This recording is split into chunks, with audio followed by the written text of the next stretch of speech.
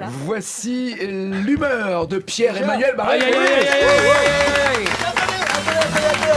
Qu'est-ce qu'il y a J'ai une devinette, Nagui. Est-ce que tu connais la différence entre un ongle de pied et un bœuf bourguignon? Eh ben, je viendrai pas bouffer chez toi. Assez rigolé.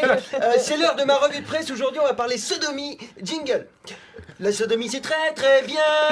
C'est comme quand tu fais du sexe, mais en mieux, parce que t'es entre potes. Et après, ton pote, il te dit pas, viens, on discute, parce qu'il est comme toi, il s'est endormi. Alors, belle semaine de merde. Bayer qui rachète Monsanto, François Hollande qui reçoit le prix d'homme d'État de l'année, et Alain Juppé qui existe. Putain, j'en ai marre de commenter l'actualité, c'est tout le temps la même chose. Tous les mercredis, je viens, je dis, oh dis donc, regardez, on est en train de se faire enculer. Et hop, ça recommence la semaine d'après. J'ai l'impression d'être commentateur sportif au championnat du monde de viol. Je suis le Gérard Rolls de la sodomie. Oh oui, magnifique, record battu par la présidentielle de 2017. 8 mètres 23, c'est désormais le diamètre officiel de l'anus des Français. Alors, ça a commencé tranquille, hein, avec le rachat de Monsanto par Bayer. Alors c'est le sida qui rachète la syphilis en fait. Les mecs sont au top, ils maîtrisent la chaîne du cancer du début à la fin. Ils te le filent avec leur bouffe et ils le soignent avec leur médoc. C'est comme si dans les Happy Meal, le jouet c'était une seringue d'insuline. Alors Monsanto, pour ceux qui s'en rappellent pas, c'est ceux qui vendent le Roundup, hein, ce sympathique produit de jardinage qui fait tomber les mauvaises herbes et les bonnes dents. Et puis Bayer, ils ont un CV magnifique, ils ont inventé l'héroïne, le gaz moutarde, le tabac. C'est un neurotoxique, hein, ça provoque des vomissements, des diarrhées, des vertiges.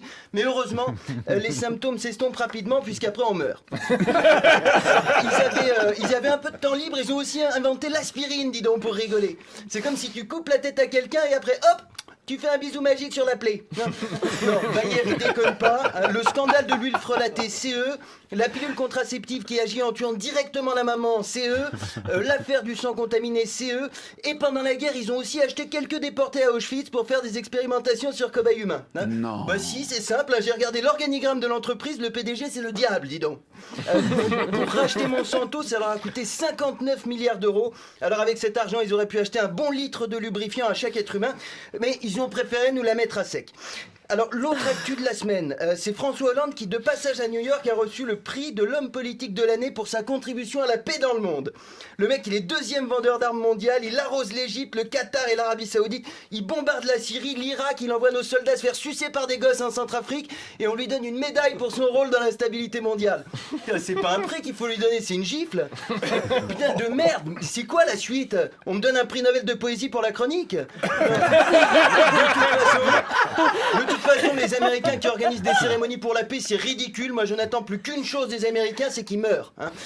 Peut-être que l'année prochaine, ils vont donner leur prix du super homme politique au Premier ministre hongrois. Il vient d'autoriser son armée à tirer sur les migrants. Alors, je ne déconne pas.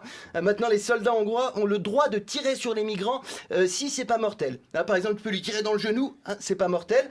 Tu peux lui tirer dans l'épaule. C'est pas mortel. Tu peux lui tirer dans ses enfants. C'est pas mortel. En plus, on n'est même pas sûr que la mesure dissuade les réfugiés. Un mec qui se dit je vais immigrer en Hongrie, c'est un mec qui n'a plus rien à perdre. Mais ça fait de la pub au pays. Avant, la Hongrie, c'était surtout connu pour les putes. Maintenant, ce sera surtout connu pour leurs fils. Merci de m'avoir écouté. Un peu de géopolitique.